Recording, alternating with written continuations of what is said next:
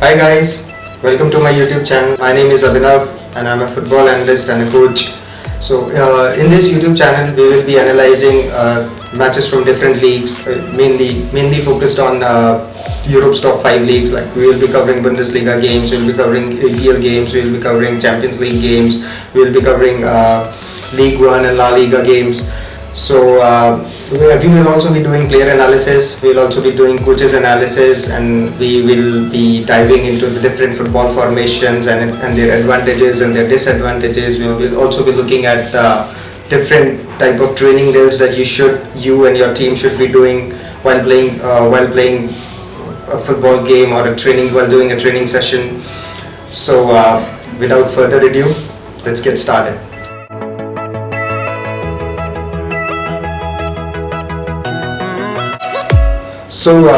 In this first video, I'll be doing a tactical analysis of a Premier League game between Manchester City and Arsenal. Let's look at the lineups first.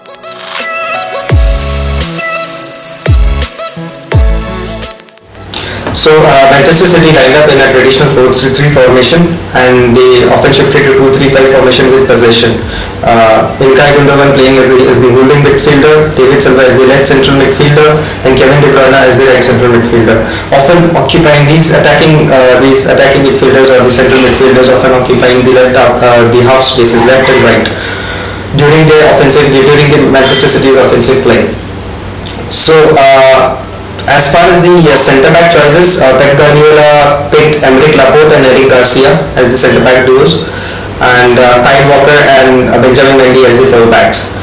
On the other hand, Arsenal lined up in a 4-3-2-1 formation, but very early in the game they shifted to 4-2-3-1 formation. When Arteta was an assistant of Guardiola at Manchester City, they not only dominated England but were one of the best teams in Europe, playing some amazing and mesmerizing passing football. After Arteta's departure to Emirates, this particular game between Man City and Arsenal was always going to be the most anticipated battle between the master and his student. In this video tactical analysis, we will be looking at how Guardiola's Manchester City outshined Arteta's Arsenal. We looked at the lineups. Let's get started with the first section of this video. We'll be looking at how Manchester City build up their play from the back. As I mentioned earlier, when Arteta was an assistant of Pep Guardiola, their build-up play, Manchester City's build-up play, featured the heavy usage of Ederson. Ederson usually steps out of his line to create the numerical advantage and to break the pressing line. In this game also, Ederson played as the deep playmaker. He completed 87% of his total passes. During this particular build-up phase, the centre-backs would split. Gundogan, who was responsible for getting the first pass from the goalkeeper, would often drop to create a vertical passing lane. As you can see in this particular slide or the image, you can see that Gundogan is followed by Guendouzi and Kevin De Bruyne also dropping to create one more passing option for Ederson. Manchester City have created this 6v3 situation. In this particular example, Ederson played a long ball to Kyle Walker on the flanks. This is one example of how Manchester City build their play. We'll look at let's see one more example of this. In this example also, as you can see in this image, Ederson steps out of his line and the centre backs would split. Gundogan again dropped, but there is a complete lack of pressure from Arsenal. In this way, Manchester City created 5v2 situation and were easily able to build their play due to the lack of pressure from Arsenal in this particular situation. But this was the most common pattern of how they build their play from the back. Now the second section of this video consists of how City's offensive phase, how they played in between at the midfield, and how they created their chances and how they scored their first goal or the second goal. And So in this particular, as I mentioned earlier, that Manchester City lined up in a 4-3-3 formation, and they shifted to 2-3-5 formation. So one of Guardiola's beliefs throughout his career or throughout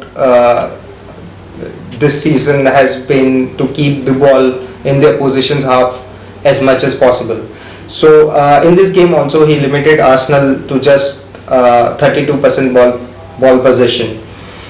So in this particular example, you can see that Manchester City's 2-3-5 formation with possession. So we can see that Kevin De Bruyne occupying the right half space, David Silva occupying the left half space, and Sterling and Mahrez, the wingers of Manchester City, are staying wide.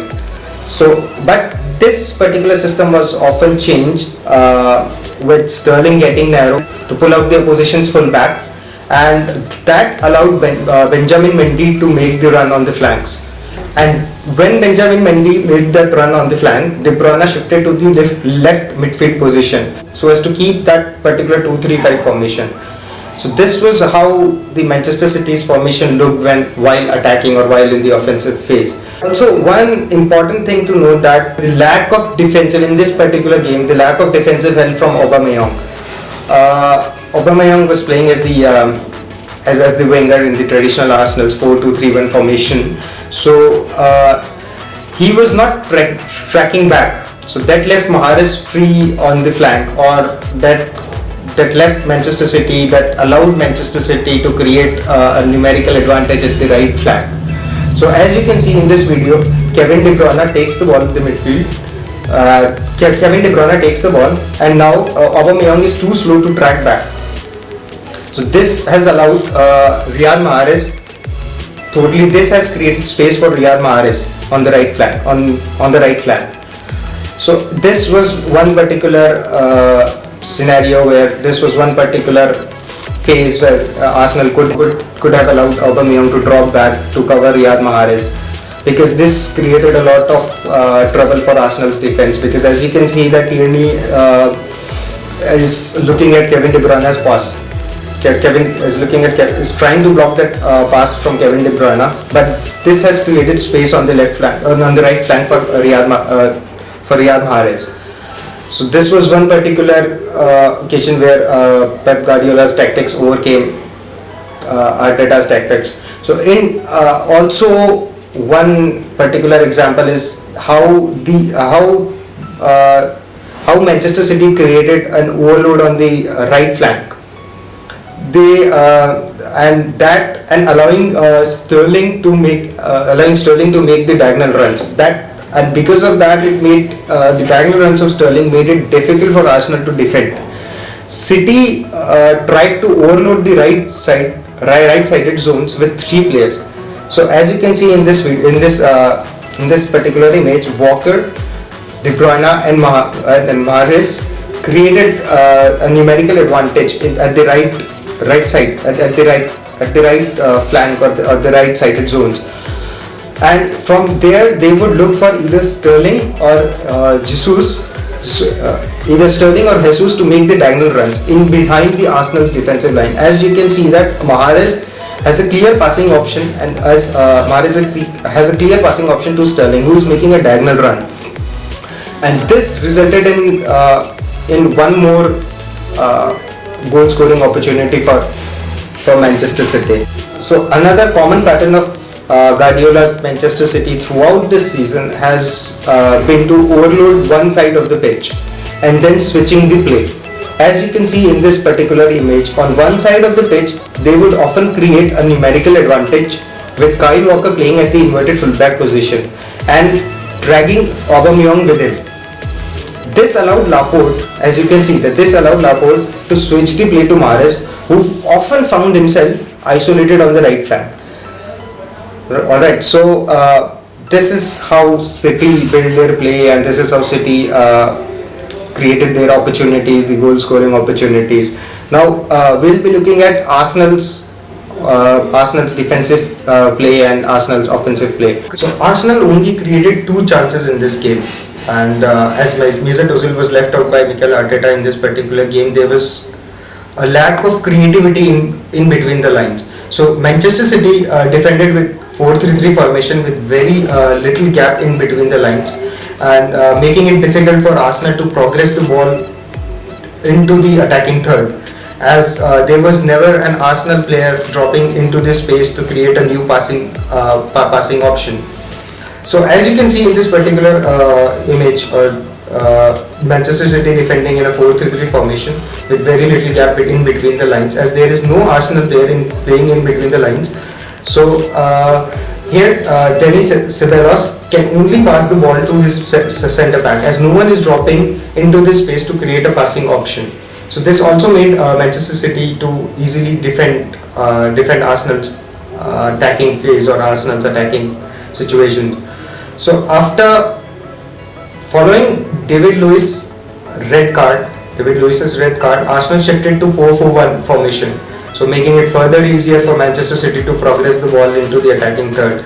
In this example, in this particular image, you can see that Arsenal defending in a 4-4-1 formation, and one particular thing to notice is that Manchester City's fullback Mendy has enough time and space to quickly scan his multiple passing options. So in this case, he decides to play a long ball to De Bruyne, who is totally free on the flank, and De Bruyne then crosses the ball to create a goal scoring opportunity. So this is how Pep Guardiola's Manchester City outshined Mikel Arteta's tactics. Arsenal are yet to win a game against the top 6 this season. David Luiz played only for 25 minutes, and in those 25 minutes he conceded 1 penalty and 1 red card. His complete lack of discipline has also made it difficult for Arteta, and so this is how this game was played between Manchester City and Arsenal. So this is my first YouTube video. Hope you guys liked it, and please like, share and subscribe. Thank you.